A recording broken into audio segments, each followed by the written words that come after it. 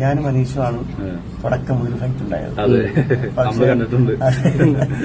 പക്ഷെ കുറച്ച് നാൾ കഴിഞ്ഞ് റീ എൻട്രി നടത്തിയപ്പോഴും ഞാൻ അനീഷുമായിട്ട് നല്ല സുഹൃത്തുക്കൾ കണ്ടതിൽ അനീഷോട് ഞാൻ പോയി പറഞ്ഞു, അനീഷ് മനഃപൂർവ്വമായിരുന്നില്ല, അതൊക്കെ ഒരു ആ സമയത്ത് സംഭവിച്ചതാണ്. അപ്പൊ അനീഷ് എന്നെ കെട്ടിപ്പിടിച്ചിട്ട് പറഞ്ഞു, എടാ അങ്ങനെ ശരത്ത് അങ്ങനെ ഒന്നുമില്ല, എനിക്ക് ശരത്തിനോട് ഒരു ദേഷ്യമില്ല. അനീഷ് എപ്പോഴും പറയും എനിക്ക് ഒത്തിരി നല്ല തമിഴ് സിനിമകൾ കിട്ടണം, ഒത്തിരി സിനിമകൾ ഭാഗമാകാൻ പറ്റണം എന്നൊക്കെ അനീഷ് എപ്പോഴും പറയും.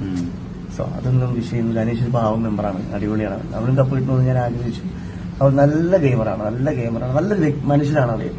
ഇപ്പൊ ഈ ടോപ്പ് 5 വന്ന ആൾക്കാരുണ്ട്. അപ്പൊ ഈ ഇതില് അപ്പൻ ശരത്ത് എന്ന നിലയിൽ നോക്കി കാണുമ്പോ ഈ ടോപ്പ് 5 ശരിക്കും പ്രെഡിക്റ്റബിൾ ആയിരുന്നോ അതോ അൺപ്രെഡിക്റ്റബിൾ ആയിരുന്നോ ഈ വ്യക്തികളോ?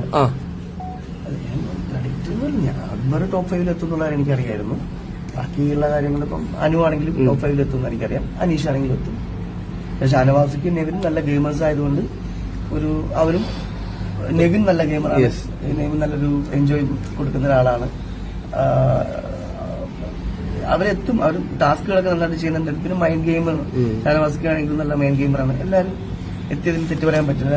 അവരവിടെ നന്നായിട്ട് സ്ട്രഗിൾ ചെയ്തിട്ട് തന്നെയാണ് അവരെ എത്തിയത് അവിടെ. ഈ സീസൺ ഏറ്റവും കൂടുതൽ ചർച്ച ചെയ്യാൻ പോകുന്നത് നൂറ ആദില എന്നൊരു ടീമിനെ കുറിച്ചാണ്. അപ്പൊ നൂറ ഓൾറെഡി